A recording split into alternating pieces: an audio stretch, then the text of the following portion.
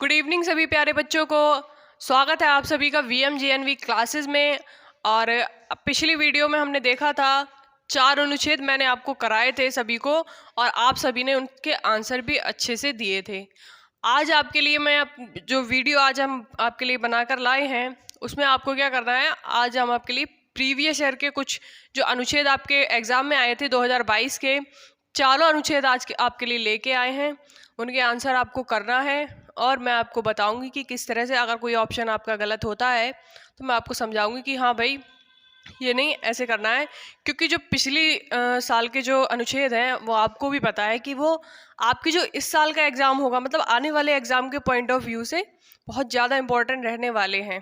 ठीक है, तो सभी बच्चों को बहुत ध्यान से वीडियो को मतलब समझना है और लास्ट तक देखना है, जिससे कि आपके जो चारों अनुच्छेद है जो भी आपका कन्फ्यूजन रहेगा वो लास्ट तक आपका क्लियर हो जाए। तो लास्ट तक वीडियो में बने रहना है और साथ साथ आपको आंसर भी करना है। ठीक है सभी बच्चों, तो चलो सबसे पहला अनुच्छेद आपके बोर्ड पर आ गया है तो उसको पढ़ लो और फिर मुझे आंसर करना। मैं आपको पहला क्वेश्चन बता देती हूँ। पहला क्वेश्चन मतलब जो आपके अनुच्छेद की जो शुरुआत होगी ना वो 61 क्वेश्चन से होगी। मतलब जो आपको अनुच्छेद का पहला क्वेश्चन होगा वो 61 नंबर लिखा होगा उस पर। तो मैंने आपको बिल्कुल उसी सीरीज में क्वेश्चन लिखे हुए दिए हैं। मतलब आपको जो पहला क्वेश्चन होगा वो 61 है। ठीक है, तो 61 क्वेश्चन देख लो सभी बच्चों। क्या है कि हरीश पार्क में अपने डैश के साथ खेल रहा था। अब ऑप्शन देखो, पढ़ लो सभी लोग। ऑप्शन भी आपकी स्क्रीन पे शो हो गए होंगे, मैं आपको समझा देती हूँ क्या क्या ऑप्शन दिए हैं। पहला दिया है भाइयों, ठीक। सेकंड ऑप्शन है आपका सहपाठियों। भाई जिनको आंसर मिल गया वो लोग आंसर भी कर दो ताकि मैं चेक कर लूँ कि किस किस ने आंसर ठीक किया है। तीसरा जो आपका ऑप्शन दिया है वो है मित्रों। और चौथा जो आपका आंसर है वो है टोली। तो जैसा कि मैंने आपको बताया है, सबसे पहले आपको पैसेज को बहुत अच्छे से रीड करना है, मतलब समझ के, उसके बाद अपने क्वेश्चंस का आंसर करना है। तो आपको अब सबसे पहले क्या करना है, आप अपने पैसेज की सबसे पहली वाली लाइन पे जाइए जहाँ लिखा हुआ है यह रविवार का दिन था, हरीश पार्क में अपने मित्रों के साथ खेल रहा था। लो भाई मिल गया आंसर। मतलब पार्क में किसके साथ खेल रहा था, ना ही भाइयों के साथ, ना ही सहपाठियों के साथ, ना ही किसी टोली के साथ। किसके साथ भाई, मित्रों के साथ। तो जो हमारा सही उत्तर क्या हो जाएगा, मित्रों के साथ खेल रहा था। ऑप्शन नंबर सी, मतलब तीसरा जो आपका ऑप्शन है वो आपका सही उत्तर हो जाएगा। तो इसमें किसी को कोई डाउट नहीं है ना, क्योंकि अनुच्छेद में जैसा लिखा हुआ है एज इट इज वही आंसर देना है आपको। चलो नेक्स्ट क्वेश्चन। हरीश डैश तालाब में कूदा। अब हरीश तालाब में क्यों कूदा, ये यही तो कहना चाहना है ना। नीचे के ऑप्शंस देखो, उससे क्या समझ में आ रहा है आपको। पहला ऑप्शन दिया है तैरने के लिए, मतलब हरीश क्या करने के लिए कूदा होगा भाई तालाब में, देखो पैसेज में। और जिनको आंसर मिल गया है वो मुझे बताओगे। मछली पकड़ने के लिए, ये बताओ तालाब में कूद को कौन मछली पकड़ता है। तो ये ऑप्शन तो वैसे भी नहीं होगा। हाँ, अगर अनुच्छेद में दिया होता तो बिल्कुल होता। तीसरा है बतखों का पीछा करने के लिए।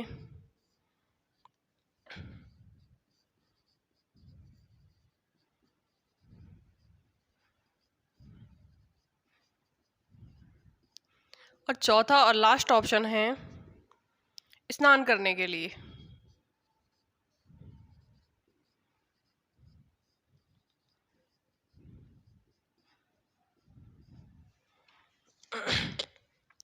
तो पैसेज को पढ़ो। अब देखो पहली लाइन में पहला उत्तर मिल गया, ठीक है। अब आपको दूसरा उत्तर ढूंढना है, तो आप अपने पैसेज की सेकंड लाइन में लिखिए, मतलब जाइए वहाँ लिखा है जहाँ साथ खेल रहा था। दूसरी लाइन की शुरुआत है साथ खेल रहा था, निकट में एक तालाब था, और तालाब था तो हरीश ने क्या किया, हरीश तैरना चाहता था तो वह छपाक से क्या हुआ, तालाब में कूद गया। अब मतलब तालाब में कूद गया तो किस काम के लिए कूदा, क्या मछली पकड़ने के लिए कूदा, नहीं लिखा है ना। बतखों का पीछा करने के लिए लिखा है कहीं, नहीं लिखा है ना। स्नान करने के लिए, ये भी नहीं होगा भाई। किस लिए लिखा है, वो तैरना चाहता था, तो मतलब किसके लिए कूदा, तैरने के लिए। तो जो सही उत्तर हो जाएगा वो क्या हो जाएगा, तैरने के लिए। ये भी आप सभी बच्चों को अच्छे से समझ में आया होगा। नेक्स्ट क्वेश्चन, मौसम डैश था। अब मौसम कैसा था भाई? मौसम के लिए बताओ मुझे विकल्प। बहुत गर्म,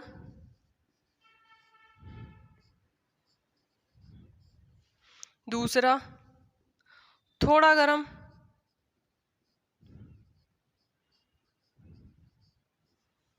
तीसरा बहुत ठंडा,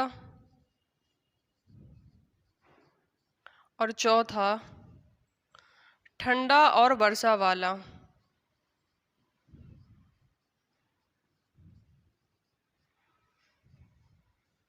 ठीक है ना? बताओ भाई। तो आप अब इसके लिए क्या करेंगे, मैं बताती हूँ आपको। इसमें लिखा हुआ है हरीश, आप अपने पैसेज की नंबर चौथी लाइन पे जाइए जहाँ लिखा है के दूसरे छोर पर। इसकी शुरुआत हो रही है इस लाइन की, के दूसरे छोर पर पानी में कुछ बत्तख थी। हरीश ठंडे पानी और हल्की धूप का आनंद लेते हुए तैरा। अब यहाँ कहीं मौसम का जिक्र नहीं हुआ है डायरेक्ट कि हाँ बहुत गर्मी थी या बहुत ठंडा था या ठंड का मौसम चल रहा था या बरसात का मौसम चल रहा था।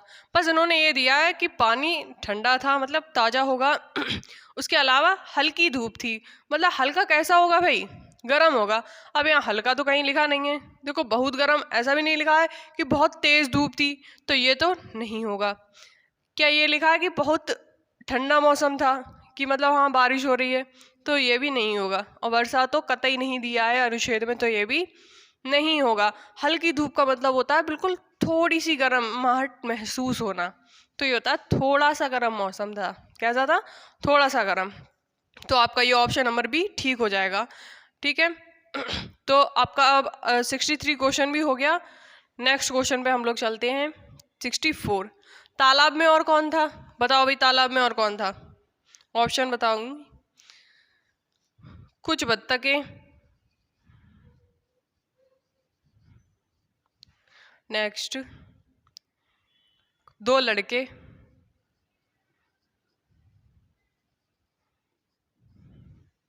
तीसरा हरीश के मित्र,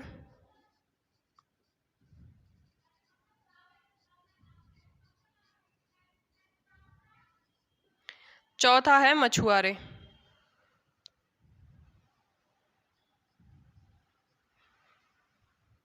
अब फिर से अनुच्छेद को पढ़ो एक बार अच्छे से।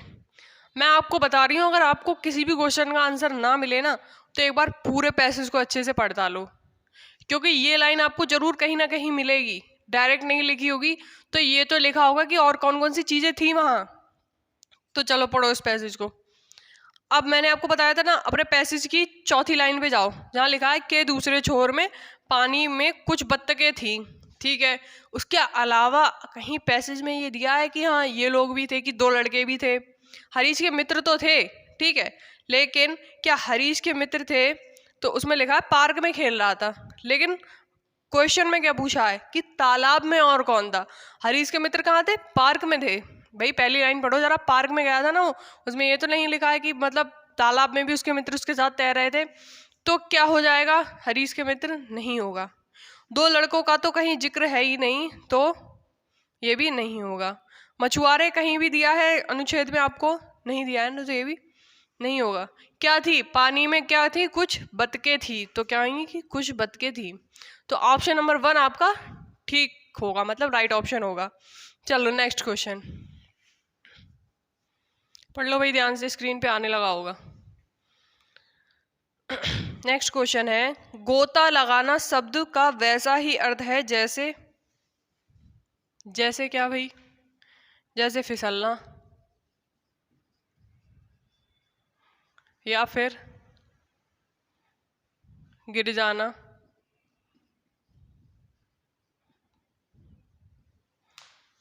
नेक्स्ट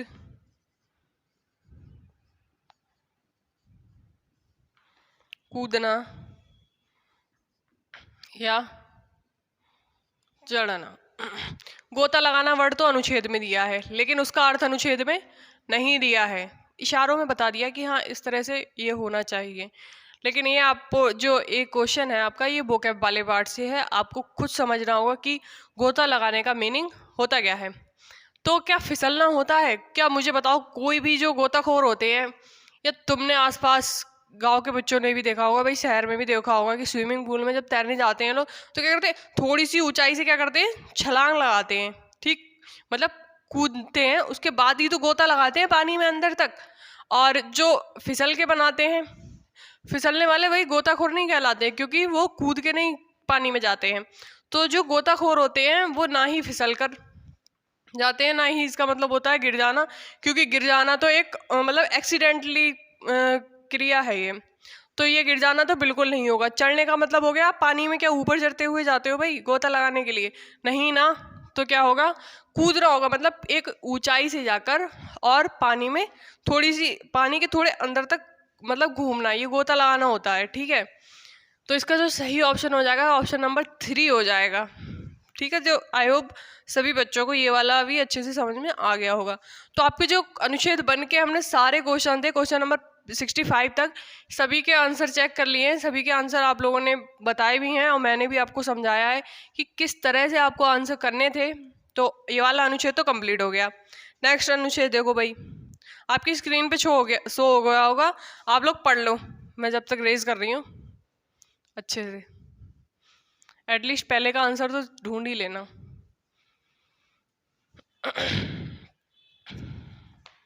अनुच्छेद नंबर 2, जिसका क्वेश्चन नंबर है 66, इसका ऑप्शन, क्वेश्चन सुन लो पहले।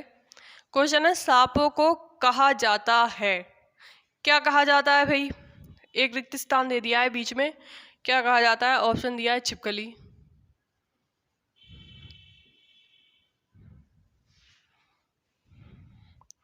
तीसरा शल्क,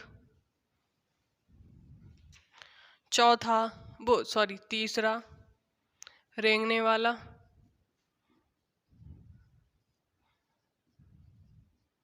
और चौथा ऑप्शन है कछुआ। पढ़ो भाई अनुच्छेद और बताओ।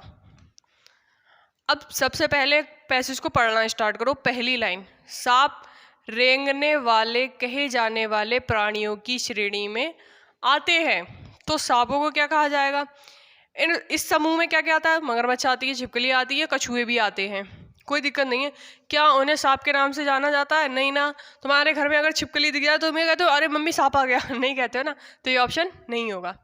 पहली बात तो अनुच्छेद में ऐसा कुछ नहीं दिया है। ठीक है, तो आपको अनुच्छेद के अकॉर्डिंग ही आंसर करने हैं। शल्क क्या होता है बच्चों, काफी बच्चों को इस शब्द में बहुत ज्यादा दिक्कत हुई थी कि शल्क वो क्या होता है। तो शल्क जो होता है ना, वो सांप की चमड़ी होती है जो ऊपर होती है, तो वो क्या करती है, सांप को बचाती है कई चीज़ों से। जैसे आप लोग कभी सांप को देख लो या आपने गांव वगैरह में देखा होगा, तो लोग क्या करते, पत्थर मार के उसे भगाना शुरू कर देते।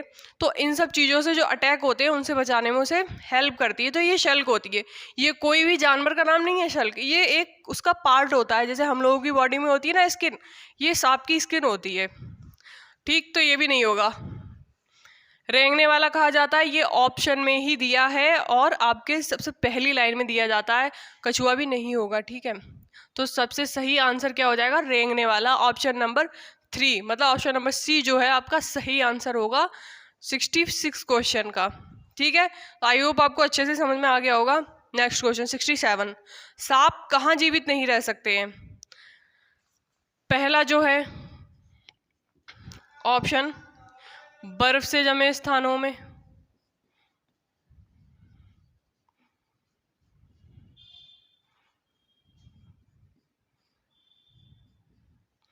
दूसरा मरुस्थलों में,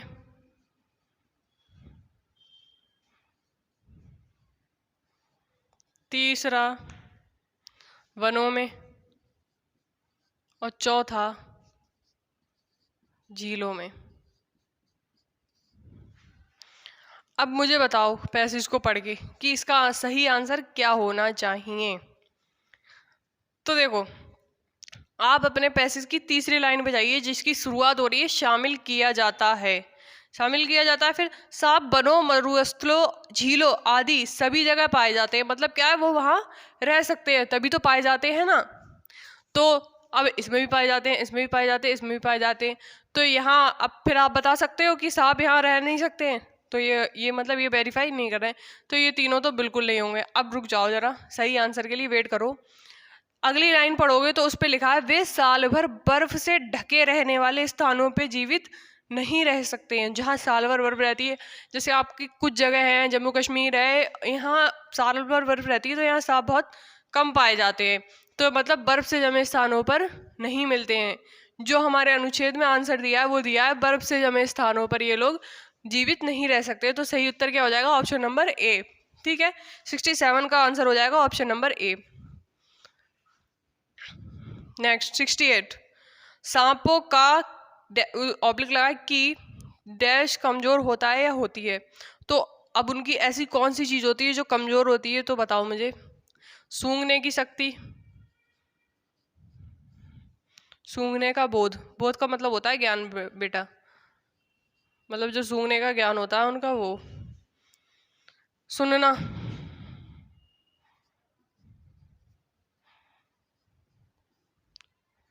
तीसरा स्पर्श बोध, स्पर्श मतलब छूने का ज्ञान, मतलब उन्हें किसी ने टच किया या उनके ऊपर किसी ने किसी चीज से वार किया तो उन्हें पता लगता है या नहीं। चौथा दृष्टि, तुम्हें अपना दिमाग बिल्कुल नहीं चलाना है, जो भी दिमाग चलाना है पैसेज में चलाना है, उसके अकॉर्डिंग ही आंसर करना है। आपकी लैंग्वेज में चाहे भले ही आपको सुनने में कम आता हो या देखने में कमी लगती हो, लेकिन आपको आंसर किसके अकॉर्डिंग करना है? पैसेज के अकॉर्डिंग। उसमें चाहे कुछ भी दिया हो, अगर उसमें दिया है सूंघने की शक्ति कम होती है उनकी, तो आप यही ऑप्शन लगाओगे अनुच्छेद में दिया है तो। ठीक है, तो देखो जरा आप ऑप्शन इसमें क्या दिया अनुच्छेद में। अब अनुच्छेद की लाइन पढ़ो आप अपने हिसाब से, कोई मतलब अनुच्छेद की 5वीं लाइन पे जाओ बच्चों, जिसकी शुरुआत हो रही है स्थानों में जीवित नहीं रह सकते हैं। इसके आगे लिखा हुआ है सांपों की दृष्टि बहुत कमजोर होती है, क्षति से बचने और भोजन के लिए वे अन्य इंद्रियों का प्रयोग करते हैं। मतलब इंद्रियां तो भाई सभी को पता है, आँख, कान, नाक और मुंह, तो ये आपकी इंद्रियां होती हैं, जिसमें से इनकी जो दृष्टि होती है, मतलब क्या आँख लिखा है कहीं डायरेक्ट? तो नहीं लिखा है ना, तो आँख से क्या करते हैं? देखने का ही तो काम करते हैं, दृष्टि। तो इनकी जो दृष्टि होती है वो कमजोर होती है। डायरेक्ट ऑप्शन में दे मतलब पैसेज में यही दिया हुआ है, ना ही सुनने का कुछ ऐसा दिया, ना ही स्पर्श का और ना ही सूंघने का। तो सबसे सही उत्तर क्या हो जाएगा? Option number D. तो 68 का जो आंसर हो जाएगा बच्चों क्या हो जाएगा? Option number D. समझ में आ गया होगा आप सभी को। चलिए नेक्स्ट क्वेश्चन 69 क्वेश्चन में लिखा है डैश सांप को चोट लगने से बचाता है या बचाती है। अब सांप की ऐसी कौन सी चीज है जो आपको उसको चोट लगने से बचाती है? तो आप मुझे उत्तर दोगे अनुच्छेद के अकॉर्डिंग। पहला दिया है जीभ, दूसरा दिया है चलना, सॉरी शल्क, मैंने लास्ट वाले का लिख दिया, शल्क, तीसरा मृत चमड़ी, और चौथा दिया है नाक। पैसेज को एक बार अच्छे से पढ़ो, जहाँ भी शल्क का मतलब जहाँ भी आपको ऐसा लग रहा है कि ये चोट लगने से बचाता है उस लाइन पे जाओ, उस लाइन के आसपास नहीं मिल रहा है तो उस लाइन से पहले वाली लाइन पे जाओ या तो उसके बाद वाली लाइन पे जाओ। मैंने बताया ना आपको आंसर या तो लाइन से 2-3 लाइन आगे मिल जाएगा या 2-3 लाइन पीछे मिल जाएगा। ठीक है, तो अब मैं आपको बताती हूँ क्या आंसर होगा इसका जो सांप को बचाती है। तो ये आपके पैसेज की सबसे लास्ट लाइन लिखी है कि सांप की सुरक्षा कौन करता है। सुरक्षा करने का मतलब यही तो होता है बचाना किसी को। तो अब क्यों होता है, किस कैसे सुरक्षा होती है, तो उसकी पिछली लाइन पढ़ो क्योंकि आगे कुछ भी नहीं दिया है। अब आप इसको पढ़िए मेरे हिसाब से अपने जो पैसेज की चौथी लाइन है लास्ट से, जिसकी शुरुआत हो रही है कोशिकाओं से कोशिकाओं की परतों से बनी शल्कों से ढका रहता है। सांप का जो शरीर होता है वो कोशिकाओं की शल्क से बना मतलब ढका हुआ रहता है, जिससे वो क्या करता है वर्ष में कई बार सांप अपनी मृत चमड़ी की बाहरी परत को छोड़ देता है। आपने सुना होगा पुराने लोगों में कि भाई सांप की खाल पाई जाती थी या कहीं जहाँ भी जंगल वगैरह होते हैं तो सांप अपनी जो खाल होती है ना वर्ष में 2 बार चेंज करता है वो, तो पुरानी खाल छोड़ता है, नई खाल उस पर बॉडी पे होती है उसकी। तो वही शल्क होती है, अभी मैंने आपको पीछे भी बताया था वीडियो में कि वही शल्क का क्या काम होता है।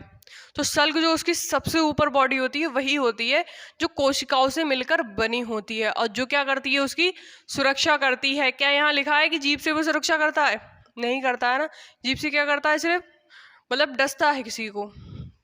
मृत चमड़ी क्या करता है? वो छोड़ देता है। मृत चमड़ी का तो कोई रिलेशन है ही नहीं रक्षा करने के लिए। नाक का भी कोई रिलेशन नहीं दिया है हमारे पैसेज में। सबसे सही उत्तर क्या हो जाएगा भाई? शल्क। ये इन क्वेश्चन का आंसर आपको समझ के देना है, ठीक है। आपको डायरेक्ट नहीं दिया होगा कि शल्क से इसकी रक्षा होती है, आपको पहले 2-4 लाइनों में उसने समझाया होगा कि शल्क क्या होता है और किस तरह से वो काम करती है।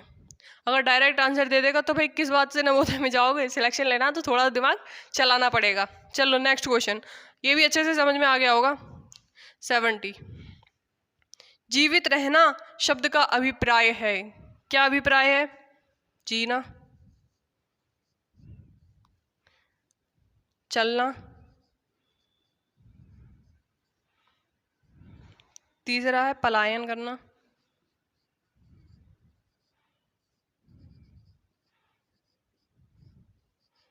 चौथा है संबंधित होना।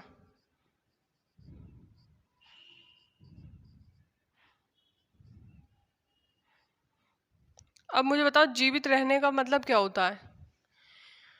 जीवन तभी तो होता है जब हम लोग क्या होते हैं? जीना चाहते हैं। जब तक हम लोग जीते हैं तब तक जीवन आपका रहता है। तो जीवित रहने का मतलब होता है डायरेक्ट जीना। चलना फिरना ये सब जीवन की क्रियाएं होती हैं, ना कि जीवन जीना। तो जीना जो है वो सबसे सही उत्तर होगा आपका। पलायन करने का मतलब होता है कहीं चले जाना। संबंधित होने का मतलब होता है किसी नई चीज से जुड़ जाना या किसी से संबंध जुड़ जाना। तो जीवित रहने का सही उत्तर होगा जीना। ये आपका वोकैब वाले पार्ट से आया है। मैं आपको बता रही हूँ कि जो आपके अनुच्छेद होंगे ना, कुछ वर्ड ऐसे छाटेंगे एग्जामिनर और उनके बारे में आपसे पूछ लेंगे कि भाई इसका पर्यायवाची बताओ, इसका अर्थ बताओ कि इसका मीनिंग क्या होता है, और या फिर इसका विलोम शब्द बताओ। तो यही चीज़ आपको वोकैब वाले पार्ट में हमें करानी है। फिलहाल जो अनुच्छेद में मैं आपको वोकैब के क्वेश्चन आ रहे हैं 1-1, 2-2, उनको भी अच्छे से समझते हुए चलो, क्योंकि वहाँ से भी आपके काफ़ी सारे क्वेश्चन बनते हैं, ठीक है ना बच्चों। तो सही उत्तर क्या हो जाएगा? Option number A. जो 70 क्वेश्चन है उसका सही ऑप्शन हो जाएगा ऑप्शन नंबर ए। तो आई होप आपको अनुच्छेद 2 भी हमने पूरा कर लिया है। अब आपका जो अनुच्छेद नंबर 2 है अब कंप्लीट हो चुका है, और इस तरह से हमने अब तक 70 क्वेश्चन हो चुके हैं। मतलब 70 क्वेश्चन का मतलब है 10 क्वेश्चन कंप्लीट हो चुके हैं। तो नेक्स्ट पैसेज की तरफ चलते हैं। नेक्स्ट पैसेज देख लो भाई, स्क्रीन पे आ गया होगा तुम्हारी, उसको पढ़ लो। अनुच्छेद नंबर 3।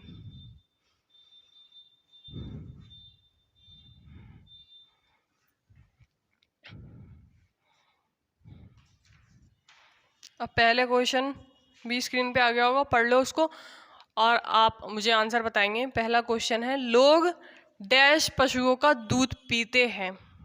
तो किन पशुओं का पीते हैं? एक जैसे,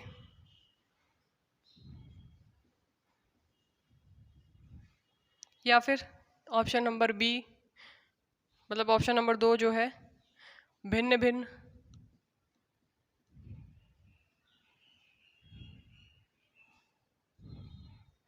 या फिर समान,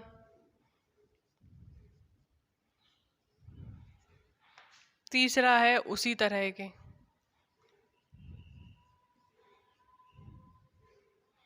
अब इसका आंसर खोजने के लिए आपको क्या करना होगा? पैसेज को अच्छे से पढ़ना होगा। तो अब पैसेज को पढ़ो भाई स्टार्टिंग से। दूध सबसे अच्छा भोजन है। मैं शुरुआत से बिल्कुल शुरू कर रही हूँ। इसमें पानी, चीनी, चर्बी, विटामिन और प्रोटीन होते। लोग, सेकंड लाइन पे जाओ जहाँ लिखा है लोग भिन्न भिन्न पशुओं के दूध पीते हैं। अब क्या यहाँ लिखा है एक जैसे? नहीं ना, नहीं लिखा है। समान पशुओं का? नहीं लिखा है। या उसी तरह के पशुओं का, मतलब एक किसी पशु का दे दिया वर्णन और फिर उसी तरह के दे दिया, क्या ऐसा कुछ लिखा है? नहीं ना। क्या लिखा हुआ है? डायरेक्ट भिन्न भिन्न पशुओं का दूध पीते हैं। तो सबसे सही उत्तर जो हो जाएगा भिन्न भिन्न हो जाएगा। पहला जो क्वेश्चन आपका 71, उसका जो सही आंसर होगा वो होगा ऑप्शन नंबर बी, भिन्न भिन्न पशुओं का दूध पीते हैं, ठीक है ना। नेक्स्ट क्वेश्चन 72, जिसका जो लिखा हुआ है डैश स्थानों में ऊंट होते हैं। अब ऊंट कहाँ पाए जाते हैं, जो अनुच्छेद में लिखा हुआ है उससे पढ़ो। आपको तो पता है ऊंट कहाँ पाए जाते हैं, रेगिस्तान में पाए जाते हैं, लेकिन उसमें तो नहीं लिखा है ना रेगिस्तान। तो अब इसको पढ़ो आप पैसेज को कि इसमें क्या होना चाहिए सबसे सूटेबल आंसर। तो किन स्थानों पर होते हैं ऊंट? शीतल, शीतल का मतलब होता है बच्चों ठंडे स्थानों पर। दूसरा जमे हुए, जमे हुए का मतलब हो गया जहाँ बर्फ जमी हुई होती है, क्या वहां पाए जाते हैं? नहीं ना। तीसरा गर्म, अब गर्म वगैरह है या नहीं है वो तुम अपने पैसेज में चेक करो। चौथा है ठंडे। अब देखो उसने आपको कंफ्यूज करने के लिए शीतल वर्ड यूज कर दिया जिसका मतलब भी ठंडा होता है, और ठंडे वर्ड डायरेक्ट दे दिया है। तो अब आपको क्या करना है, आंसर सबसे सूटेबल आंसर ढूंढना है पैसेज में से। पढ़ो पैसेज को भाई और बताओ मुझे आंसर क्या होगा। देखो लिखा है आप अपने पैसेज की तीसरी लाइन पे जाइए जहाँ जिसकी शुरुआत हो रही है पशुओं का दूध पीते हैं, इंग्लैंड और अन्य अनेक ठंडे देशों में गाय होती हैं। ठीक है भाई। अरब और मध्य एशिया जैसे गर्म शुष्क, मेरी बात को रिपीटली सुन लो, अरब और मध्य एशिया जैसे गर्म शुष्क स्थानों में कौन पाए जाते हैं? ऊंट। अब शुष्क तो इसमें दिया नहीं है, गर्म और शुष्क का मतलब एक ही हो जाता है, तो सबसे सही आंसर हो जाएगा गर्म। ठंडे स्थानों पर क्या होती है?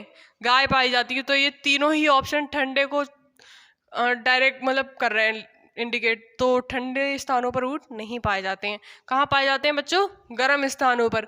तो जो आपका आंसर हो जाएगा 72 का वो क्या हो जाएगा? ऑप्शन नंबर सी, या तीसरा जो विकल्प है वही आपका सही उत्तर हो जाएगा। सही है ना? यहाँ तक सबको अच्छे से समझ में आ गया होगा। नेक्स्ट क्वेश्चन नंबर 73, पढ़ लो भाई क्या लिखा है। यदि लोग गाय जैसे पशु रखते तो उन्हें डैश दूध मिलता, कैसा दूध मिलता? पहला ऑप्शन है बहुत कम।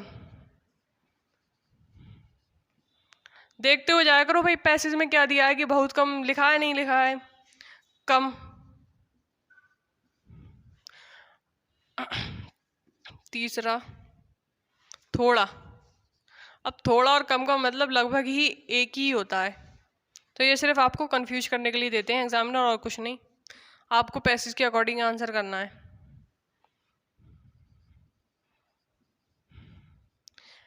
हाँ, इससे एक बात ये है कि जैसे आपके पैसेज में कम कम दिया है कहीं पे लिखा हुआ, और ऑप्शन में दे दिया उन्होंने थोड़ा भी दे दिया और कम भी दे दिया, तो आपको कम वाला आंसर टिक करना है। क्यों करना है भाई? क्योंकि वो अनुच्छेद में दिया हुआ है वो वर्ड, और थोड़ा नहीं दिया है। क्योंकि दोनों के अर्थ समान होते हैं, तो इसका ये मतलब ये नहीं कि थोड़ा भी लगाया होगा कुछ कम लगाएंगे, नहीं। सबसे सही आंसर वही माना जाता है जो अनुच्छेद में दिया हो, तो आपको वही उत्तर देना है जो आपके अनुच्छेद में लिखा हुआ हो।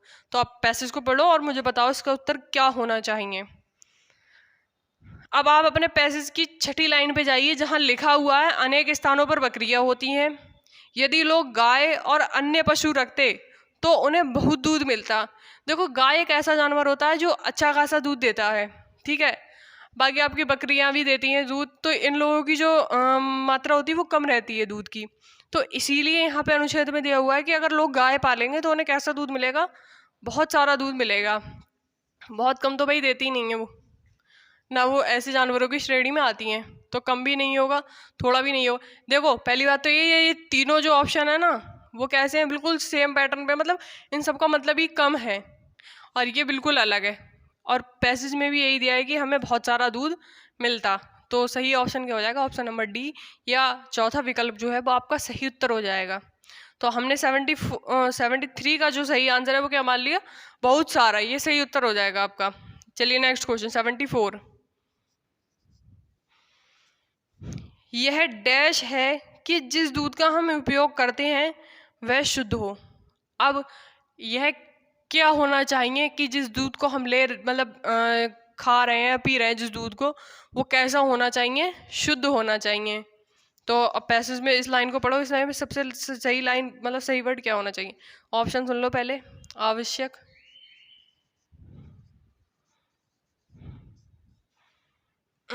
अनावश्यक,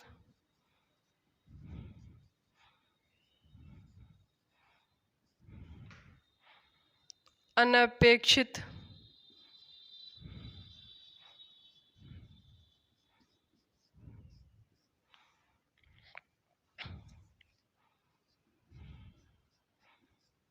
गैर जरूरी।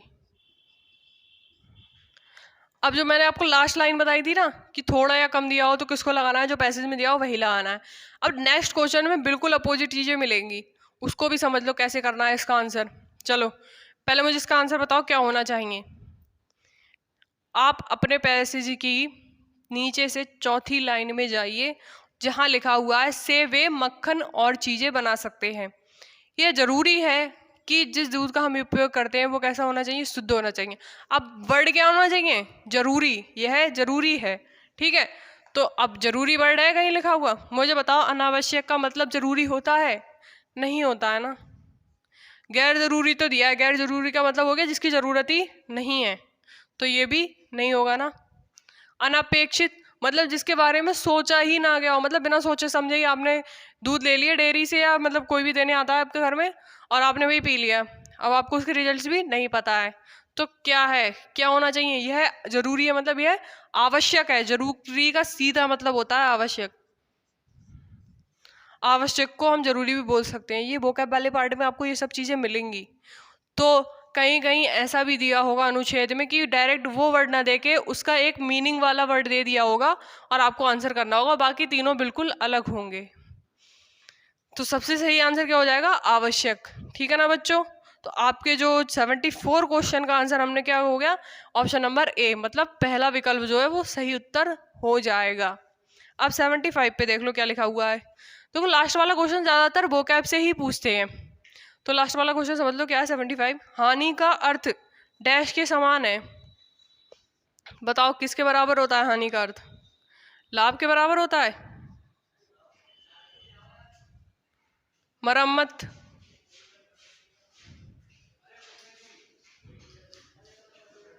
तीन, क्षति, या फिर स्थिर। मैं आपको चारों के ही अर्थ बता देती हूँ कि चारों का क्या क्या मतलब होता है ऑप्शन का, आपको अपने क्वेश्चन का आंसर तुरंत मिल जाएगा। लाभ का मतलब होता है प्रॉफिट, किसी चीज में बढ़त होना, मतलब बढ़ना या बढ़त होना। मरम्मत किसी चीज की रिपेयरिंग करना, किसी चीज को संभालना, सही करना। स्थिर का मतलब होता है रुकना या रुका हुआ, सही है ना। और क्षति का मतलब होता है हानि या लॉस हो जाना, कम हो जाना। तो आई होप आपको सही आंसर मिल गया होगा। 75 का जो सही उत्तर होगा वो होगा क्षति, मतलब हानि हो जाना। तो सही उत्तर क्या हो जाएगा बच्चों, ऑप्शन नंबर सी। 75 का जो क्वेश्चन ऑप्शन नंबर सी है वो राइट आंसर होगा। तो अनुच्छेद नंबर 3 भी हमने कंप्लीट कर लिया है और इसके सारे क्वेश्चंस का आंसर मैंने आपको समझा के बताए। कहीं भी अगर डाउट लगे भी 1-2% तो आप पूछ सकते हो बाद में, ठीक है, टेलीग्राम पे भी पूछ सकते हो, कोई दिक्कत नहीं है। चलो नेक्स्ट आपके उस पर शो हो गया होगा अनुच्छेद 4, पढ़ लो उसको।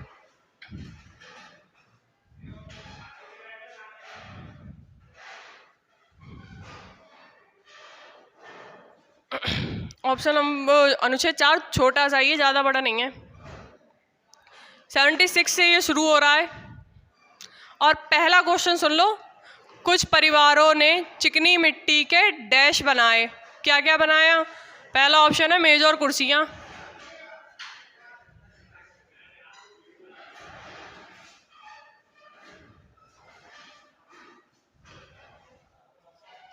दूसरा है फल और सब्जियां,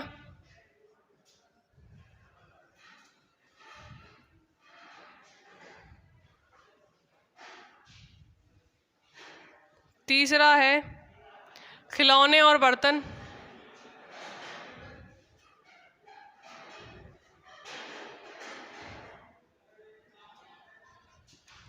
चौथा है गुल्लक, पिगी बैंक और गेंद।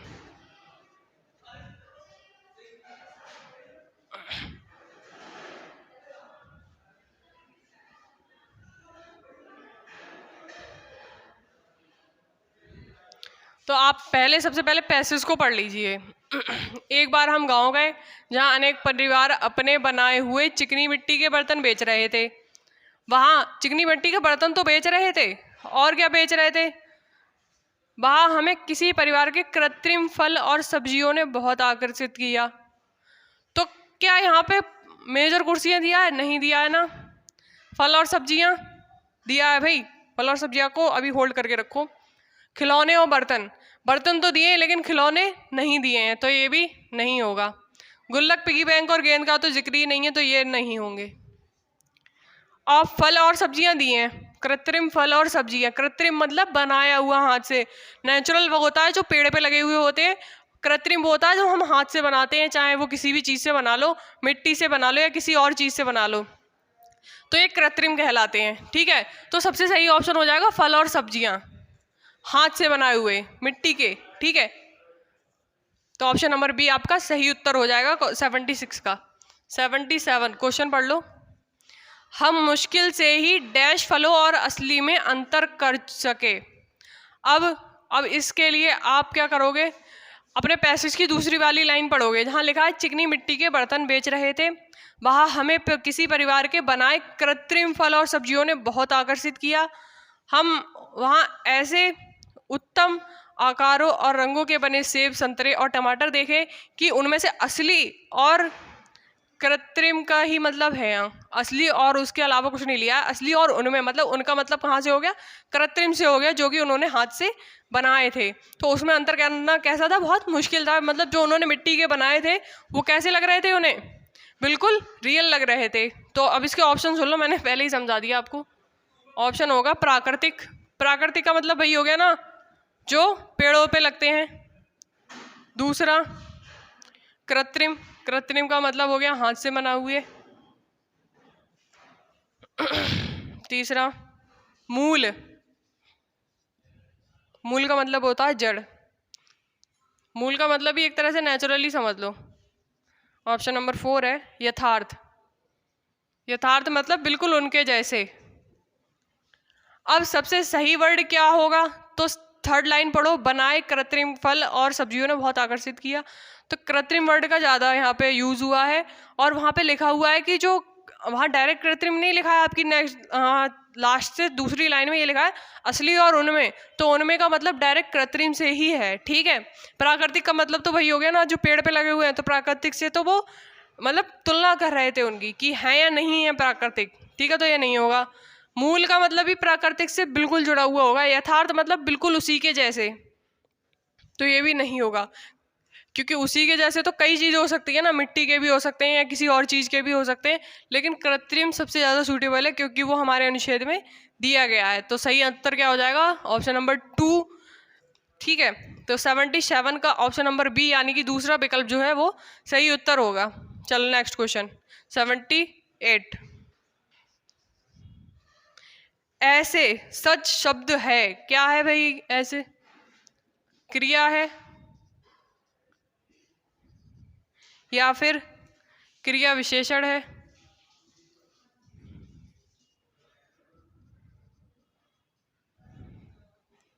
ऑप्शन नंबर 3 विशेषण है।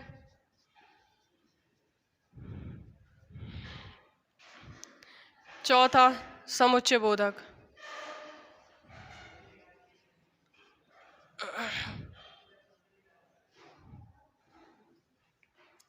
अब मेरी बात सुन लो, ऐसे शब्द कौन सा माना जाएगा, तो पहले तो पैसेज को पढ़ लो क्योंकि पैसेज पे भी डिपेंड करेगा। ऐसे आपके ग्रामर वाले पार्ट से पूछा गया है, मतलब वोकैब वाले पोर्शन से पूछा गया है। ठीक है, तो क्या करना है आपको, सबसे पहले पैसेज को पढ़ना है कि ऐसे वर्ड यूज कहाँ होगा। हमने वहाँ ऐसे उत्तम आकारों के रंगों के बने सेब देखे, लास्टेस्ट थर्ड लाइन पे चेक करो एक बार, वहाँ मिलेगा आपको ऐसे वर्ड।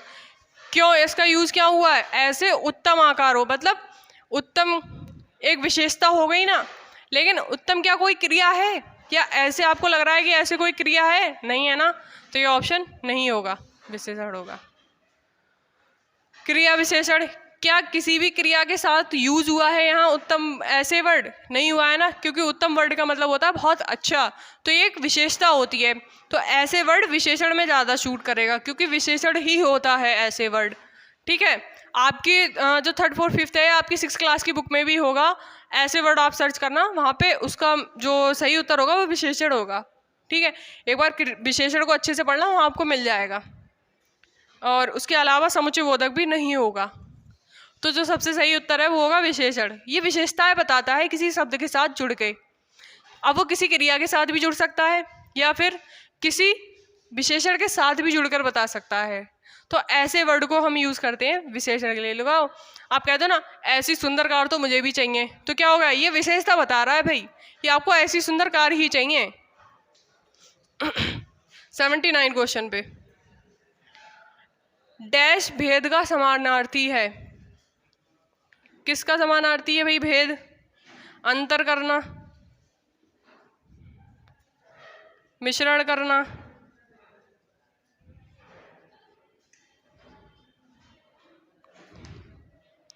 भ्रम करना या अशुद्धि।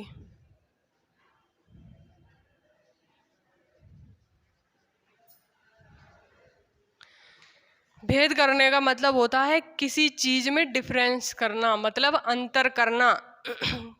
तो आपको उत्तर तो मिल ही गया होगा।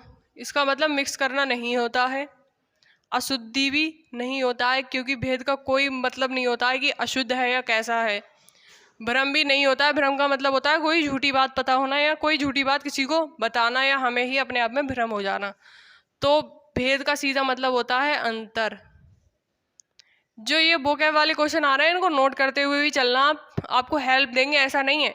मैंने अब तक जितने भी पैसेज कराए हैं कम से कम आपके 20-20+ क्वेश्चन तो हो ही चुके होंगे वोकैब वाले पार्ट के, तो उनको नोट कर लो, कोई बुराई नहीं है, आपको क्वेश्चन मिलेंगे इनसे, ऐसा नहीं है। लास्ट क्वेश्चन अब इस पैसेज का 80 है और इस वीडियो का भी लास्ट क्वेश्चन है ये। प्रत्येक का वही अर्थ होता है जो डैश का है। किसका है भाई? प्रत्येक का मतलब क्या होता है? विशिष्ट। दूसरा है सटीक,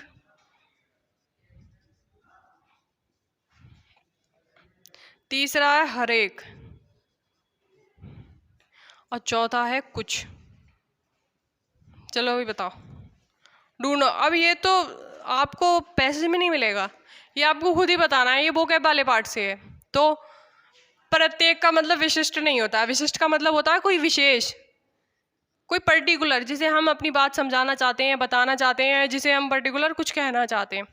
तो सटीक का मतलब बोलता है बिल्कुल सीधा, मतलब इसका मतलब भी किसी एक इंसान से संबंधित होता है। तो सटीक का मतलब होता है स्पष्ट या सीधा। कुछ का मतलब भी क्या हो गया? कुछ लोग।